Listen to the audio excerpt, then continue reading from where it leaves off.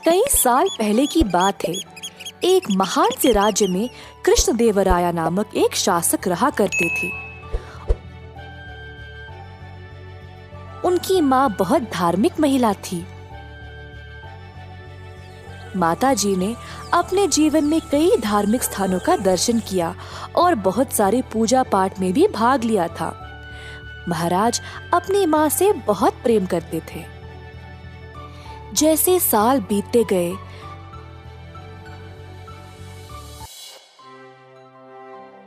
महाराज की माँ बीमार पड़ गई। महाराज ने राज्य के सबसे अच्छे चिकित्सकों को बुलाया, परंतु माँ जी की अब उम्र हो चुकी थी। सबसे अच्छी दवाई भी काम नहीं किए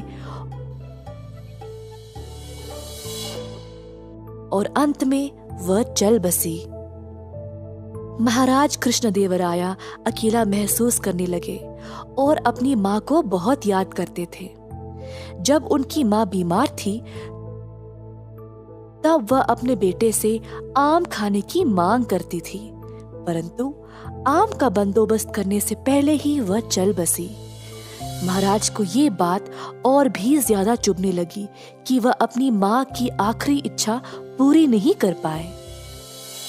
आखिरकार समय आ गया था उनको इस संसार से विदा करने का। अंतिम संस्कार करने के लिए जो पुजारी आए थे, वे माता जी की आखिरी इच्छा के बारे में जानकर उसका गलत फायदा उठाना चाहने लगे। महाराज, आपकी माता जी की आखिरी इच्छा मीठे आम खाने की थी, जो अधूरी रह गई। अब उनकी आत्मा की शांति के लिए आपको कुछ सुनहरे आम दान में देना होगा। क्योंकि महाराज पहले से निराश थे, उनको लगा कि उन्हें इतना तो करना चाहिए। उनको पुजारियों पर अंधविश्वास था और बात मान ली।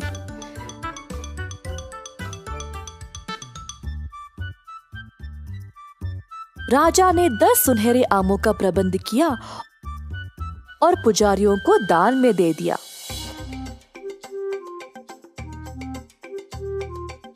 पुजारी बहुत खुश थे कि उनकी दुष्ट योजना काम कर गई। अंतिम संस्कार करके सोने के आम लेकर अपने अपने घर वापस चले गए।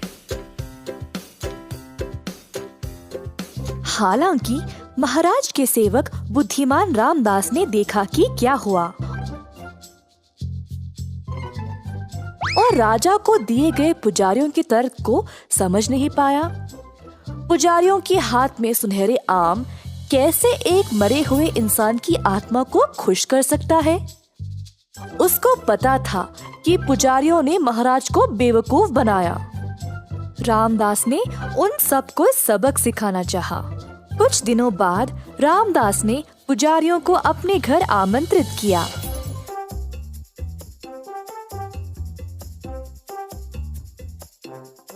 वह बोला, मेरी मैया कुछ दिन पहले चल बसी।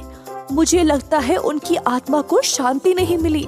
उनके अंतिम दिनों में वह चाहती थी कि मैं उसके सिर पर गरम लोहे की छड़ी से मारूं,